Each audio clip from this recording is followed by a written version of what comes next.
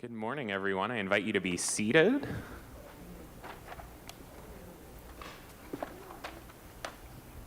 Whether you're joining us in person or joining us online, it is my joy and delight to welcome you to the forum here at St. Bart's in Midtown Manhattan. My name is Peter Thompson.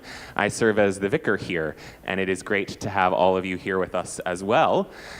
Today we are welcoming Professor A.J. Lavine, who is Professor Emerita at Vanderbilt and currently Professor at Hartford International University of, is it Peace? Religion and Peace. That's right. A new name.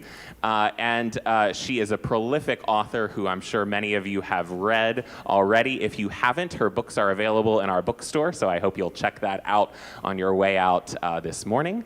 And now to more fully introduce our guest, I'm going to hand it over to my colleague, the Reverend Meredith Ward. Thank you, Peter. It's a delight to have you all with us, and it's a real delight to welcome Professor A.J. Lavine. I would say I'm one of her fan club, one of her fangirls. But before we go into our questions, just want to give a brief introduction. In addition to what Peter said, among the books that I have found incredibly helpful is the short stories of Jesus, which look at the parables of Jesus, the Controversial Rabbi, the Jewish Annotated New Testament, which she annotated with a colleague, a wonderful resource, and the Bible with and Without Jesus, which I have here in my hand. This is also available in the bookstore. These are really, really wonderful resources for Christians and Jews alike, and anyone interested in a different way of looking at the New Testament from what we Christians generally are used to. A.J. describes herself as an unorthodox member of an Orthodox synagogue and a Yankee Jewish feminist who works with biblical interpretations that exclude and oppress. We are delighted to welcome A.J. to talk about understanding Jesus and Paul means understanding Jewish practice and belief. So welcome, Thank AJ. you very much. Thank you for coming, by the way. One always worries when you do a program, will anybody show up? So I'm so glad you're here. And thank you to the people who are online as well. Indeed. So before we get into our topic, I wonder if you could just tell us a little bit about how you, as an unorthodox, Orthodox member of an Orthodox synagogue, got interested in the New Testament, and what drew you to the New Testament as a field of study? Sure, it's a fair question. Not every Jewish girl growing up outside of New Bedford, Massachusetts decides to become a New Testament professor. So I get that. Where I grew up, it was pretty much entirely Portuguese Roman Catholic, like Our Lady of Fatima. And I was fascinated by the religious practices of my friends, Christmas trees, Easter bunnies, rosaries, whenever we had a sleepover party. When I was in second grade, a little girl said to me on the school bus, "You killed our Lord." And I said, with some degree of indignation, "No, I did not. Because if you killed somebody, you would know," right? And she said, "Yes, you did. Our priest said so." So this becomes my first lesson, actually, in interreligious dialogue. Now, I didn't know what Episcopalians were. I just knew from Roman Catholics. But I knew that Catholic priests had to wear these special collars, and I thought that the reason the priests wore these collars was because were the priest to tell a lie, the collar would choke the priest. I think this is brilliant. It might be I mean, who knew? So I said, "Is the priest dead?" Because this had to be such a whopper of a lie, the collar would have choked the priest, and she said no. So I, being a rational child, thought, okay, the priest said I killed God. The collar did not choke the priest. Therefore, by the transitive property of deicide, I must be guilty of killing God. And I get off the school bus, early 1960s. I'm crying. My mother meets me at the bus and said, "What's wrong?" I said, "I killed God." The priest said I killed God. So when my mother finally figured out what had happened, she assured me that God was doing just fine, which to my 7-year-old heart was a very important bit of information. And I found out later she made a few calls to the local diocesan office. Something called Vatican II had already started. But one of the latest documents of Vatican II, we're about to come up to the 60th anniversary, for October 1965, was a text called Nostra Aetate, and in our time. And in Nostra Aetate number 4, the document says that Jews at all times and all places cannot be held responsible for the death of Jesus. But I came in before that, and I could not figure out how this tradition, which had seemed so beautiful to me, you know, the bunny, the Santa, what's not to like, was saying horrible things about Jews. So I announced, you can probably tell I'm an only child, I announced to my parents that I was going to go to religious education class with my friends, because we all went to public school. So religious education class was twice a week afterwards. I had Hebrew school in the next town. They had catechism, religious ed, on the other 2 days. And I had fabulous parents. I had the best parents. My mother said to me, as long as you remember who you are, go, you might learn something. It's good to know about other people's religious traditions. And the nuns and the lay teachers who taught Catholic religious ed were delighted I was there, because I'm the only kid who wants to be in religious education class, you know, for a couple of hours a week after school. And I fell in love with the stories, because the stories that I was hearing were similar to the stories that I was hearing in the synagogue, and sometimes they were the same stories. I would say to my friends, you have Moses? We had Moses. You have David? And then they had all these other people I didn't know about. When you look at the New Testament, particularly the Gospel, so much of it requires knowledge of the antecedent scripture. I mean, Jesus meets a woman at a well and they talk about marriage. That's John chapter 4. It's Jesus and the Samaritan woman. But it's Abraham's servant and Rebecca, and it's Jacob and Rachel, and it's Moses and Zipporah. Jesus heals people, particularly children. He makes food appear miraculously. And I'm thinking, well, so does the prophet Elijah, and so does the prophet Elisha, and so do post-biblical rabbis in the Jewish tradition. So it all sounded very familiar to me, and I never heard anything that was anti-Jewish ever. And I don't think the people who were teaching me catechism were thinking, well, let's wait for all those Jewish holidays in the fall when the little Lavine girl is not there, and then we'll do all the bad Jew stuff. They just never read it that way.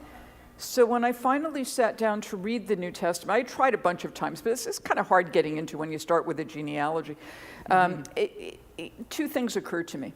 The first thing that occurred to me is this is all Jewish history.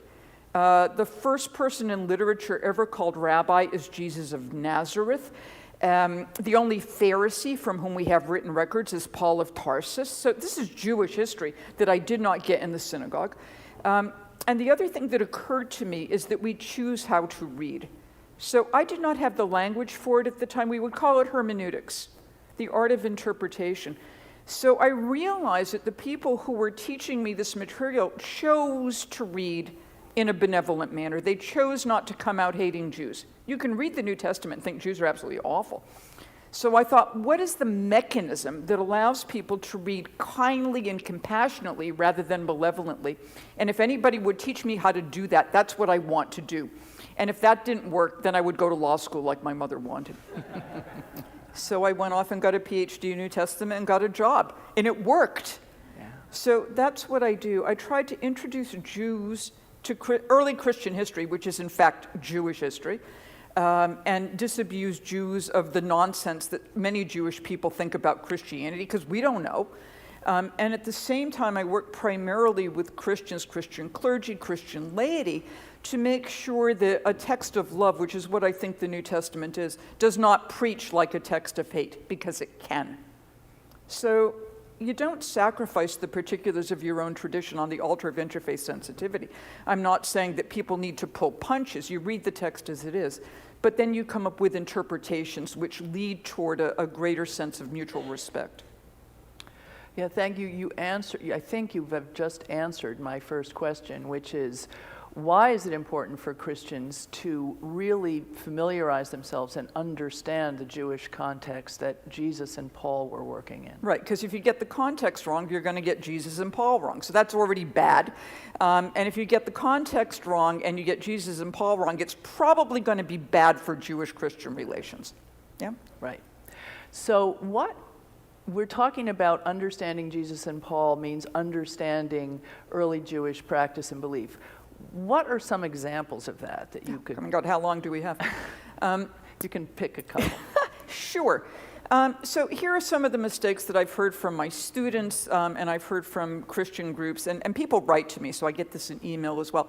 Well, Jews are all obsessed about the law, and of course, as the term gets in, legalism, right? So Jews are interested in all this kind of minutia, and then Jesus comes along and says, don't worry, be happy, love God, love neighbor, and everything else will take care of itself. Well, it's wrong on both counts.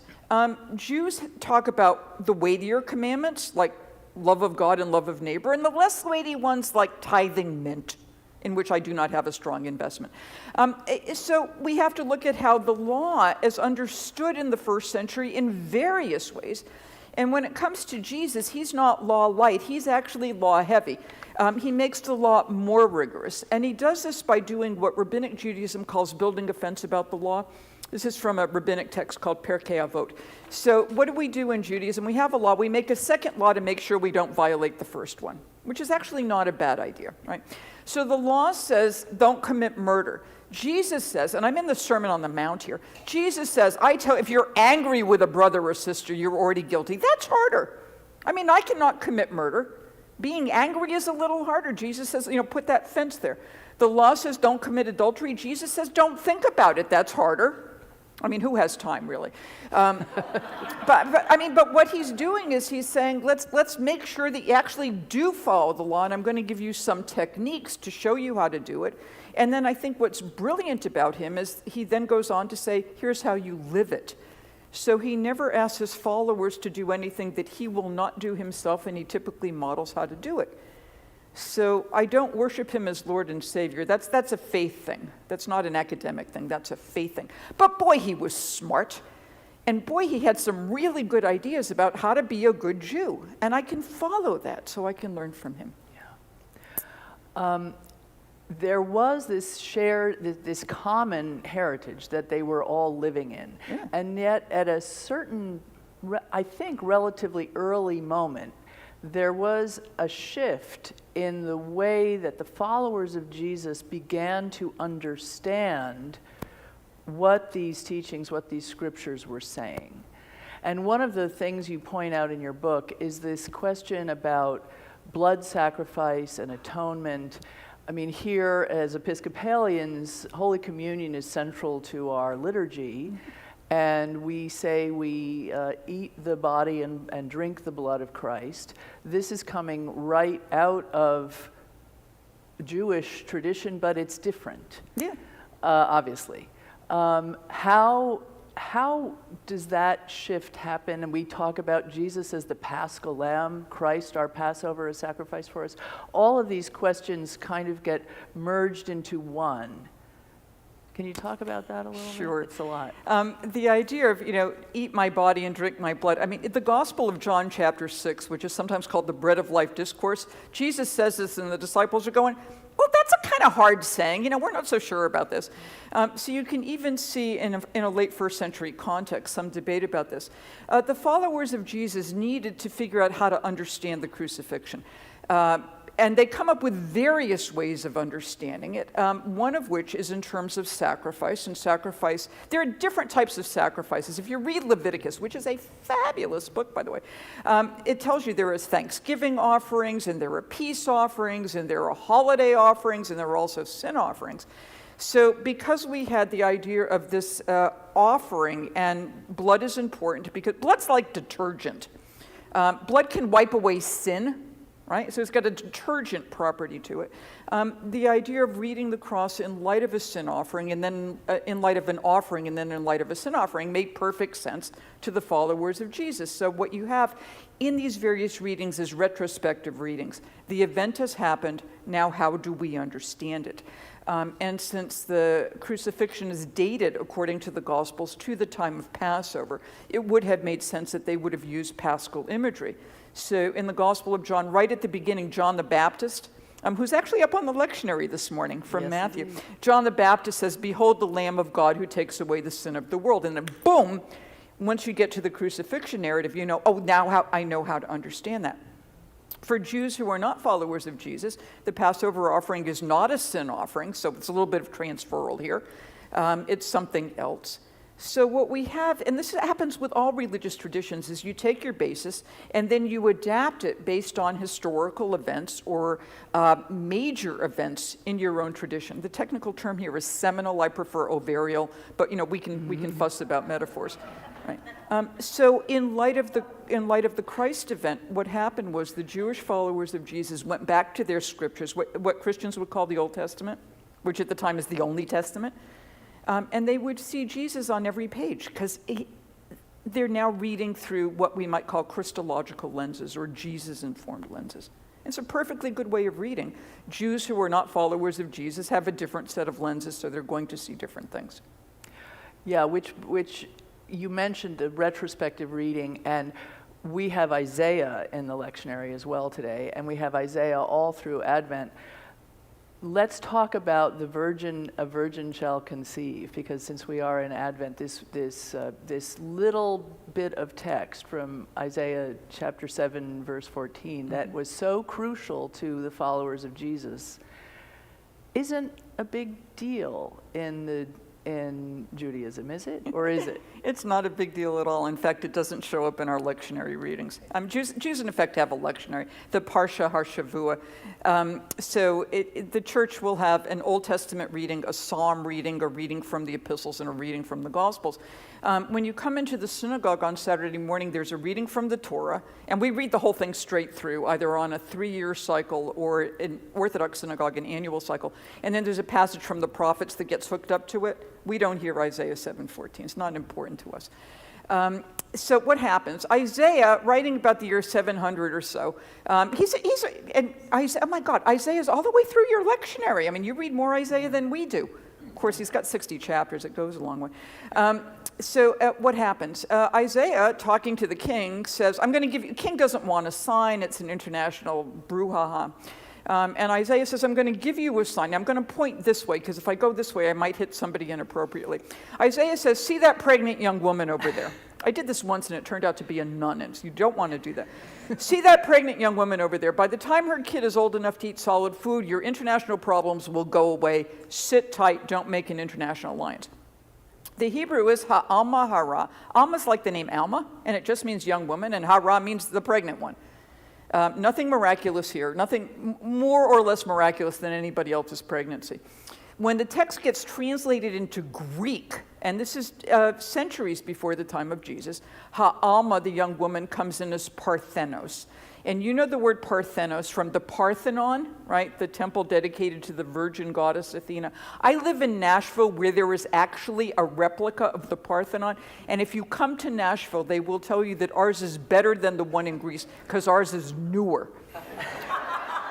It's also in color. It's really quite striking.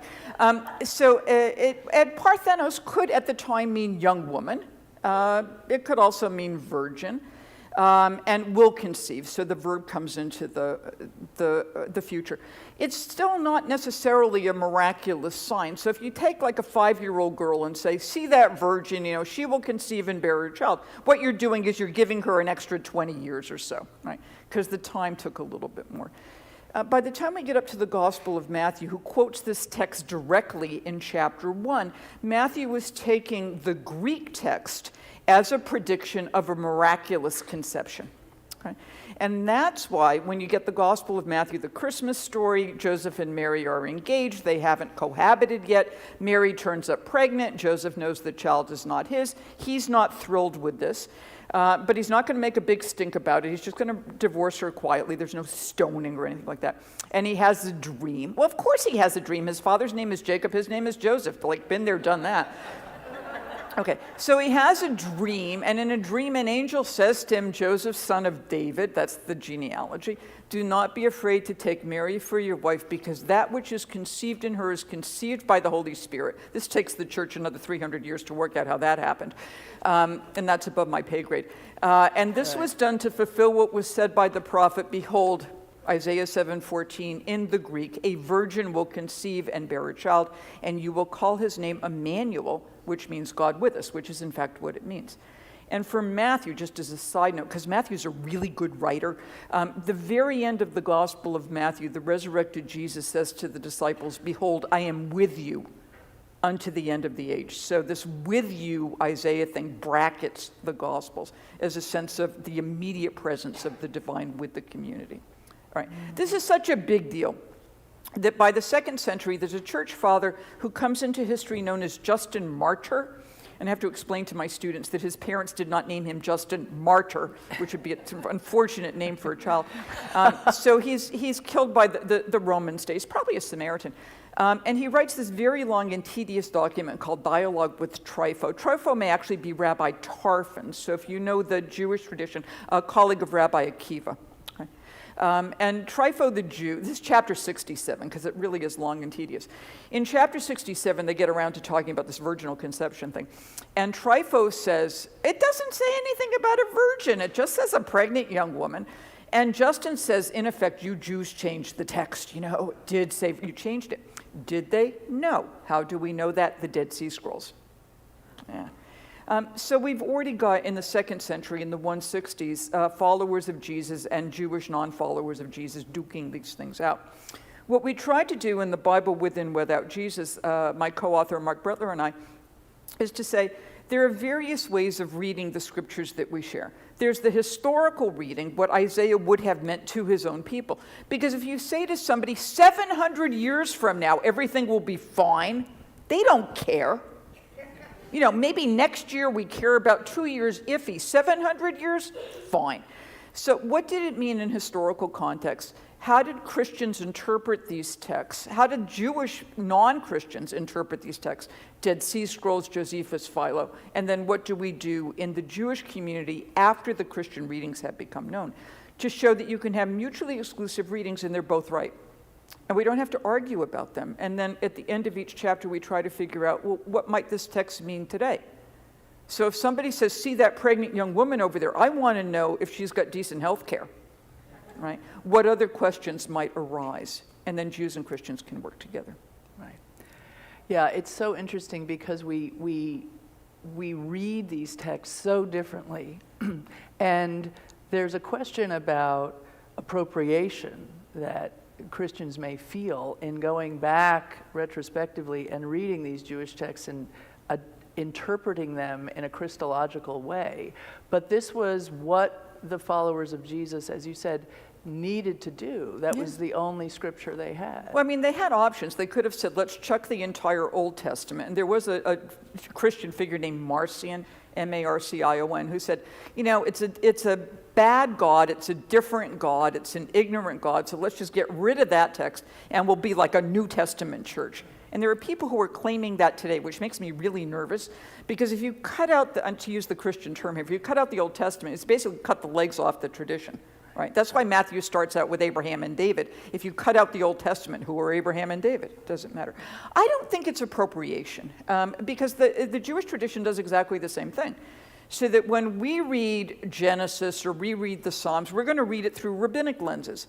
So we're all doing that type of interpretation, and rather than say one got it right and one got it wrong, or one appropriated and one is the legitimate heir, to say they're both legitimate heirs, because the earliest followers of Jesus, and here St. Paul is a really good example, they're reading out of their own Jewish heritage, as would the rabbis, as would the people who wrote the Dead Sea Scrolls, as would Philo, as would any Jew today who wants to do this.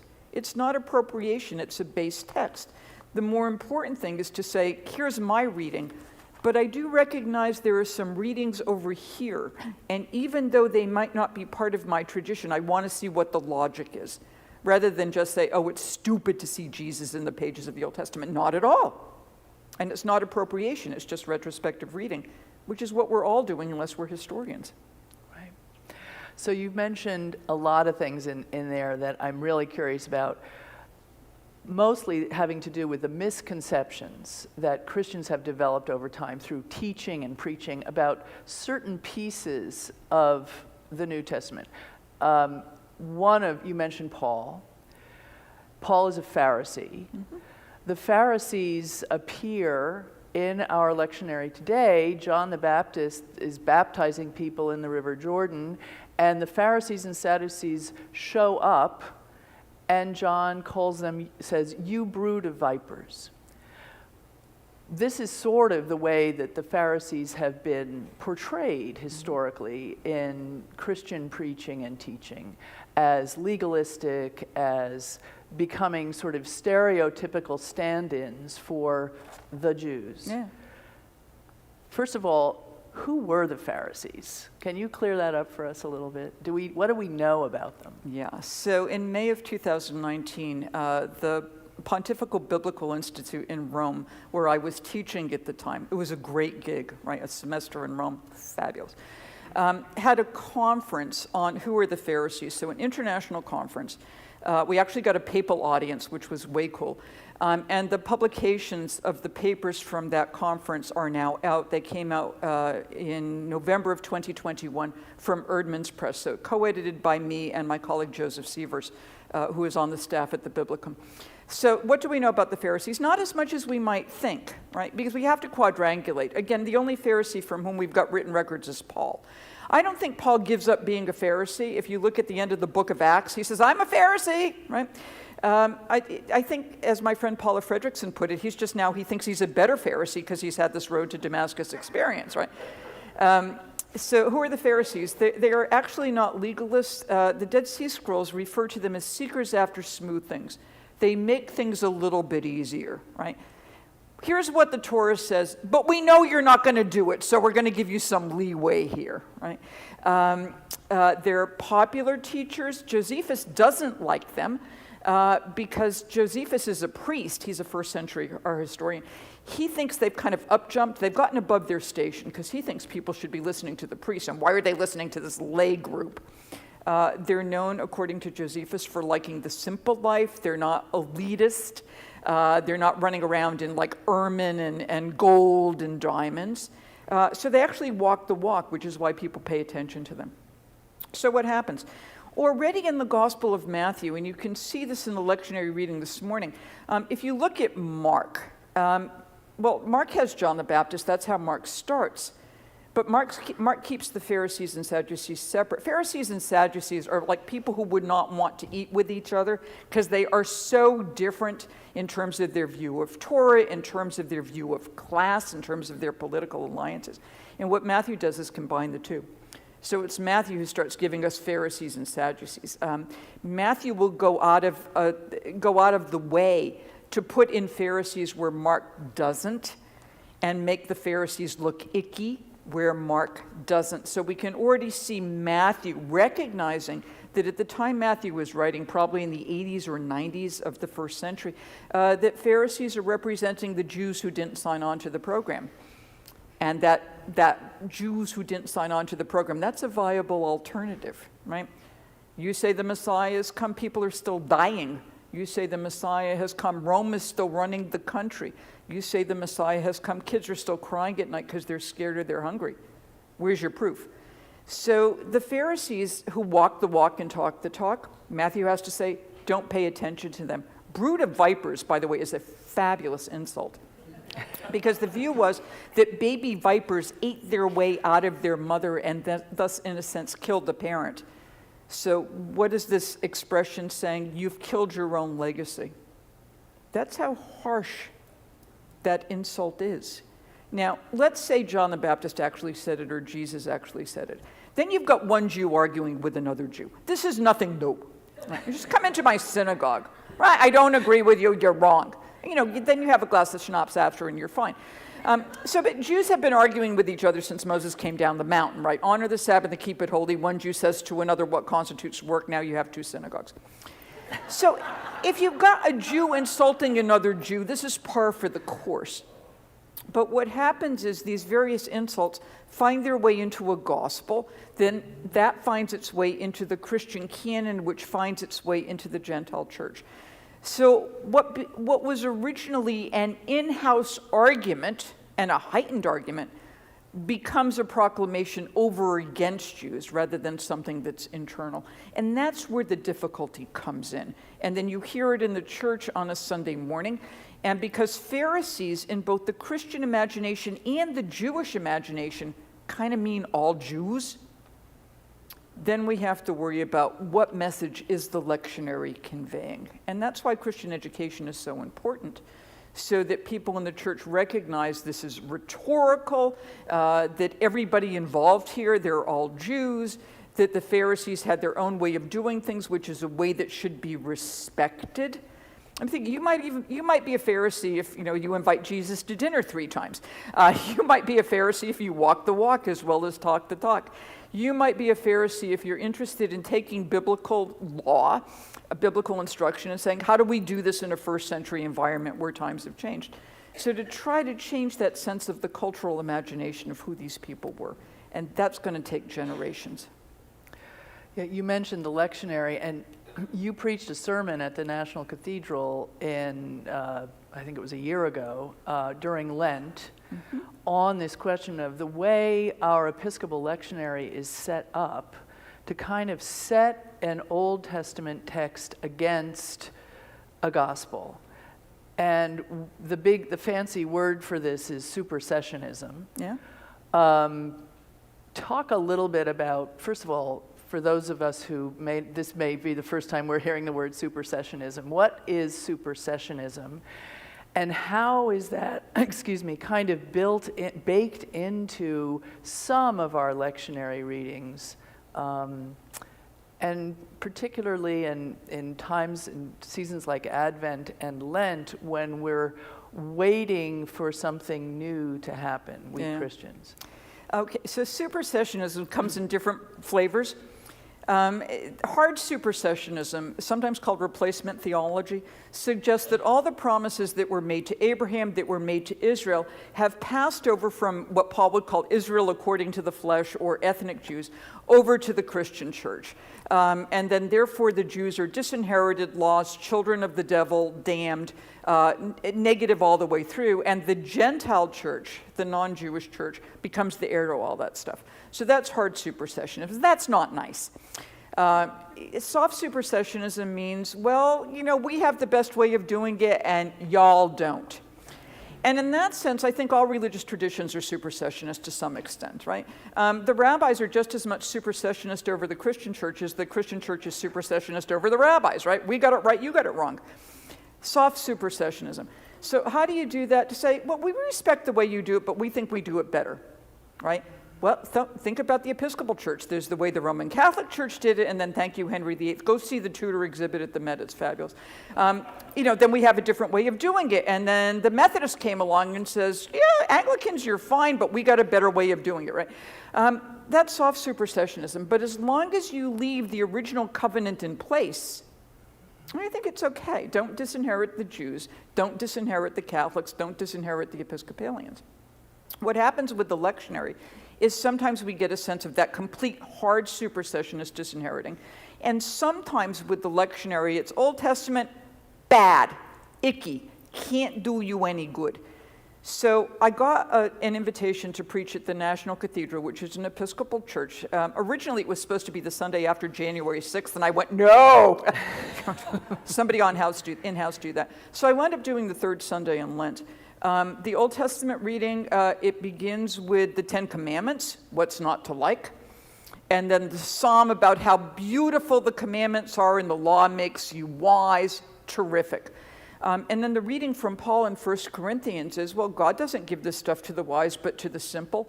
So what the Pauline reading did is, in effect, throw the Jewish tradition, throw the Old Testament under the camel. It's done. And the gospel reading was the cleansing of the temple in the Gospel of John. So it set up Old Testament bad, useless, unhelpful, New Testament, get rid of all that old stuff, it doesn't do you any good. So, it was COVID, so I had to tape the sermon because I wasn't on site, and then what are they going to do, right? So I taped a sermon on why the lectionary really needs to be revised. And this is really good because at the General Assembly of the Episcopal Church this past year, there was an initiative to say, let's look at least at the Holy Week readings and see if we can do this a little bit better. The lectionary skips around all the time. It's not like the synagogue where you have to go from the beginning of Genesis to the end of Deuteronomy. So since you can skip around anyway, skip around better. Yeah, so I think we are ready for some questions from the audience? We are indeed. Okay. So if you're here in person, Brian Johnson in the back there has comment cards that you can write a question on, and he'll bring them up to me. If you're joining us online, you can fill out the live chat on YouTube. You can include a question in the comment section on Facebook, or you can email me, pthompson@stbarts.org, pthompson@stbarts.org. Professor Lavine, since, as we're waiting for those questions, we're living in a time of rising anti-Semitism, and I'm wondering if you can talk about the importance of this kind of religious literacy in that context. Hardcore anti-Semites, they're their own thing. What I can do and what I worry about is what happens when someone comes into a church and hears a lectionary reading or hears a sermon that goes wonky. And then what happens in the congregation is that anti-Semitism is either reinforced or inculcated.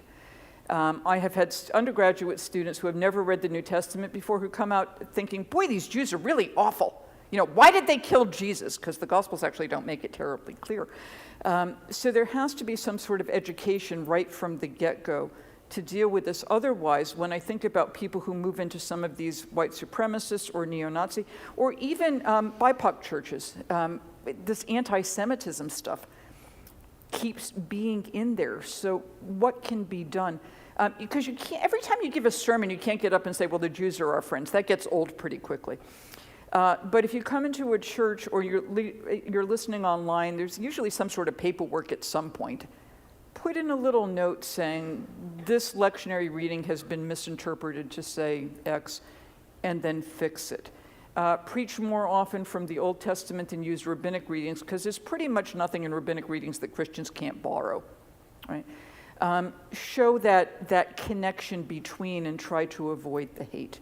Because otherwise, little kids in the Sunday school are going to pick up all sorts of really bad messages. This is, by the way, why I started to write children's books about Jesus, because some of that stuff is really not very good. So how do you stop that bigotry from being inculcated to begin with, and how do you stop it from being reinforced? And that's where history comes in, and that's where people like you who care about this can actually do something. We have a question from a liturgical artist who wonders if you can talk about shared symbols between Jews and Christians, and how what symbols show up in common between synagogues and churches. Yeah, it's a really good question. If you go to a Christian worship service, particularly high church, so Catholic, Episcopalian, Lutheran, it looks kind of like the service in the synagogue. The choreography is all the same. You bring the Word of God out to the people, whether it's Eucharistic or whether it's the Torah reading. There's psalms at the beginning. There's some sort of hymn at the end, except the Jews, it never changes because it's all the same thing. And then there are announcements, and then there's lunch. So we've kept certain symbols, but we interpret them differently. I mean, we've all kept the symbolism of light, which is particularly important as we come up to Hanukkah. Hanukkah is a big deal because of Christmas. Otherwise, it's pretty minor. You all have, because you're Episcopalian, you have the books of Maccabees in your canon. We don't even have the books of, we got the holiday, you got the books. Okay, it's fair. It's the symbolism of wine. But it's going to take on different meaning. The symbolism of the book and how important the book is, the scroll. The symbolism of the 12 tribes of Israel, which is going to come into the church as the 12 apostles, but still those 12 tribes are there. So although we're keeping many of the same symbols, we're taking them in very, very different directions. So you can wind up with a miscue, right? Oh, I thought this was this, but it's not. And then you have to worry about that as well. We also keep the same liturgical senses. We're all singing psalms, but we're singing them with very different tunes, and we're hearing them with very different readings, right?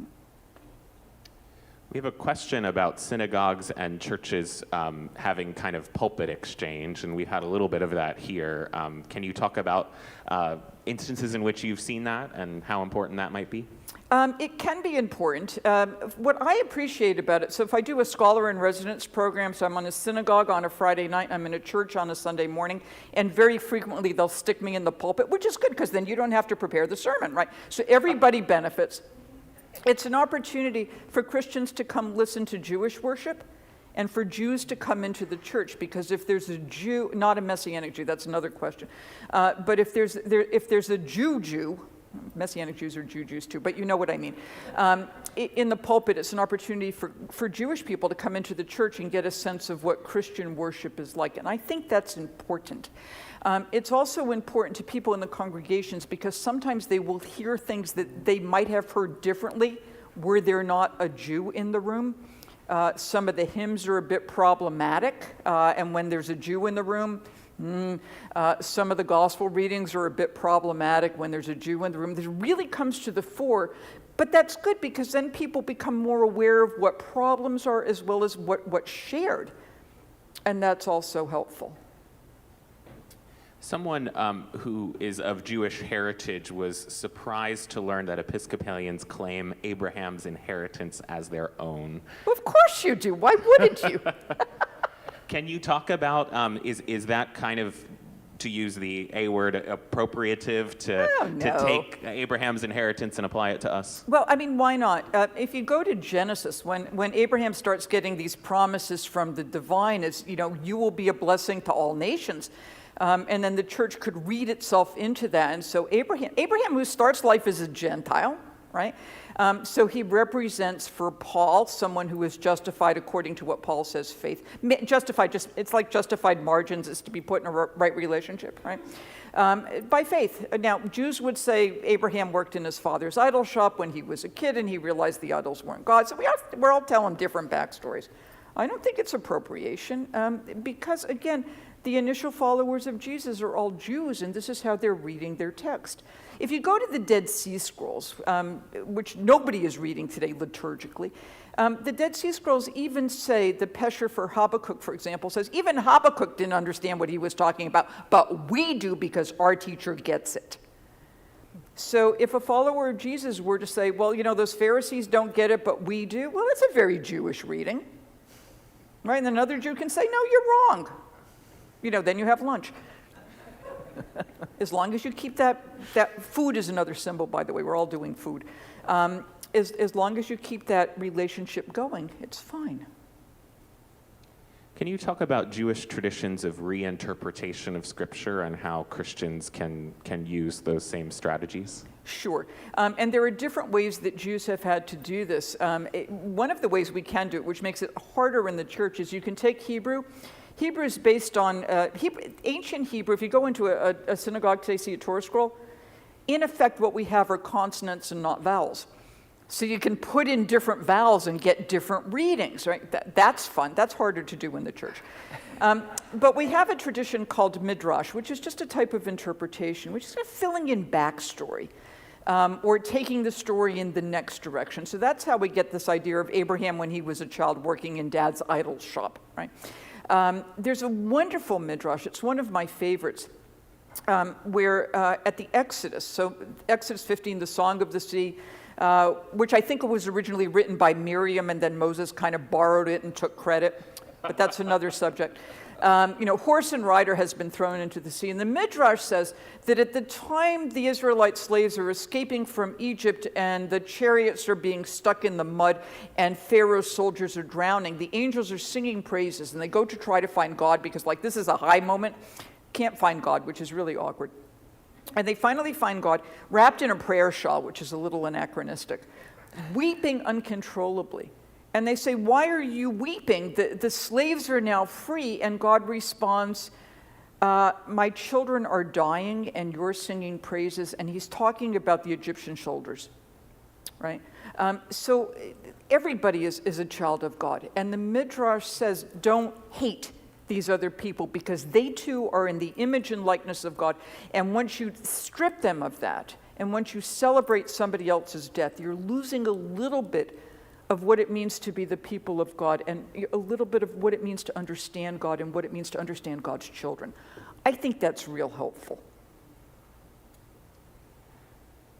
Do you consider the death and resurrection of Jesus as distinctly Christian, or is it an outgrowth of kind of Jewish expectation for the Messiah? It's a both and.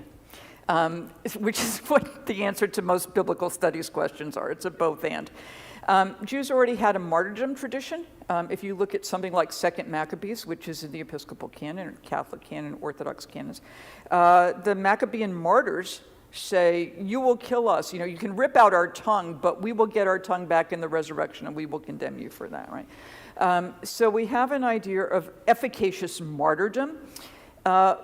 Jews never settle down to be, here's what the Messiah is and here's what the Messiah does. But the general view was that when the Messianic age broke through, there would be a general resurrection of the dead. Everybody would come back. And then there would be a final judgment. And then you get peace on earth, where you get, to go back to your liturgical readings this morning, the kind of peaceable kingdom where the lion lies down with the lamb, and as the saying goes, the lamb is not nervous. Right?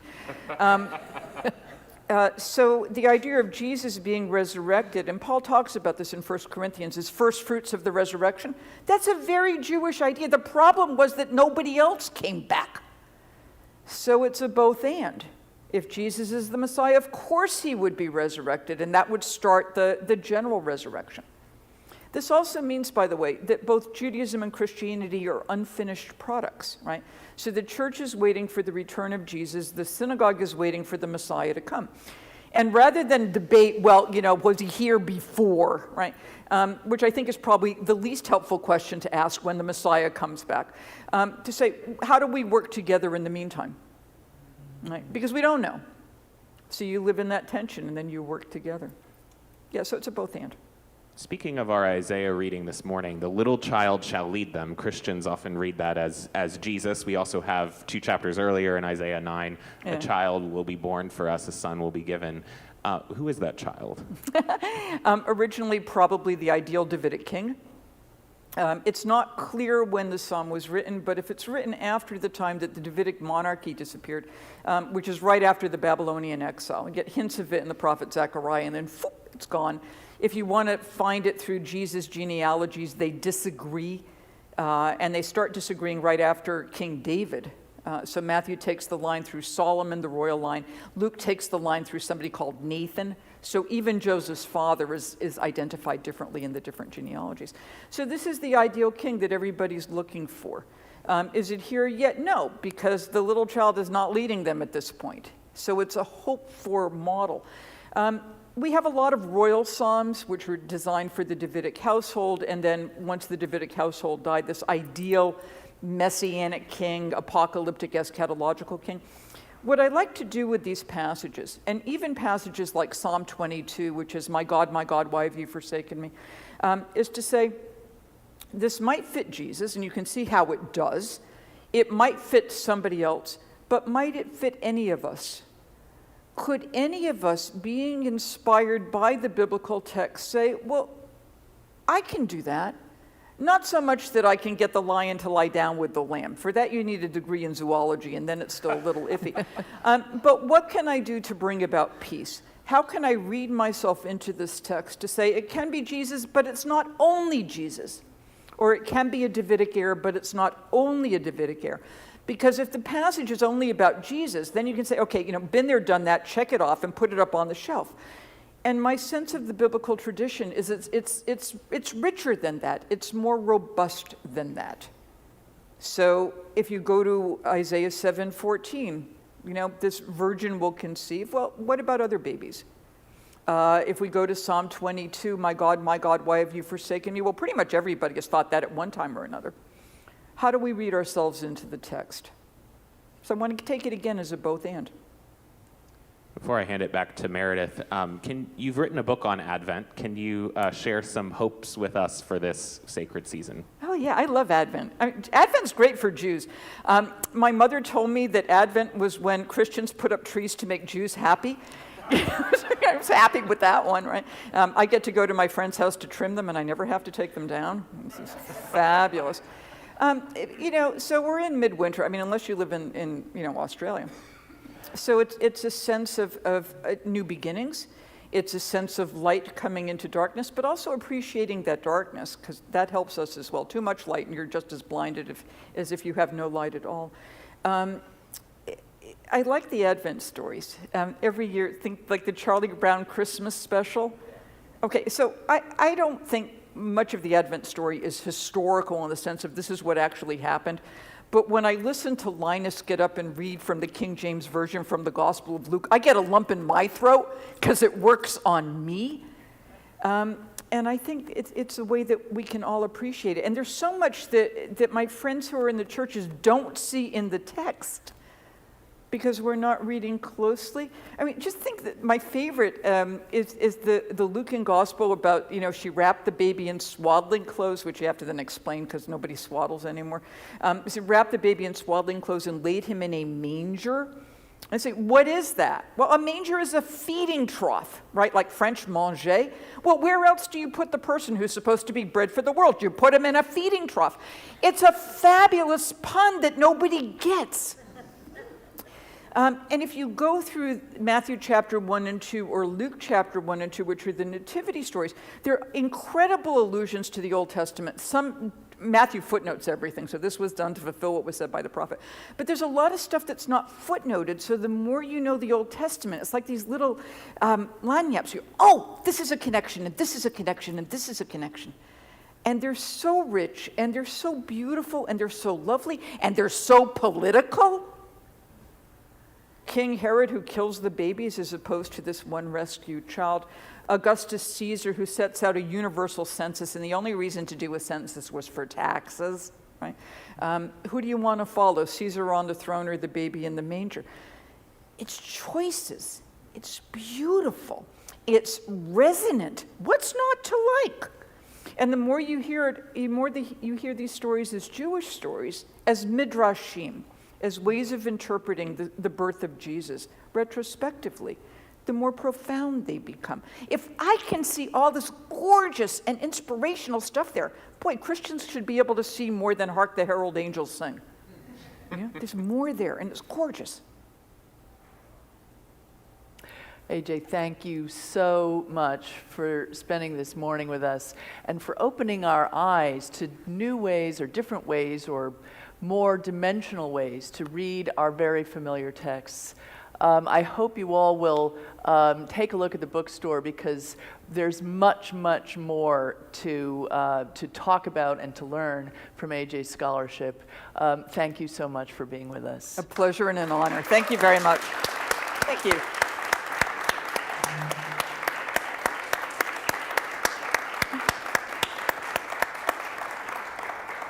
And thank you all for being here as well. We hope you'll stick around and join us for worship at 11 a.m. And we hope you'll be back here at the forum next week. We'll be welcoming Dr. Simranjeet Singh. He directs the Religion and Society program at the Aspen Institute, and we'll be talking about his new book about Sikh wisdom. So hope you'll be back next week.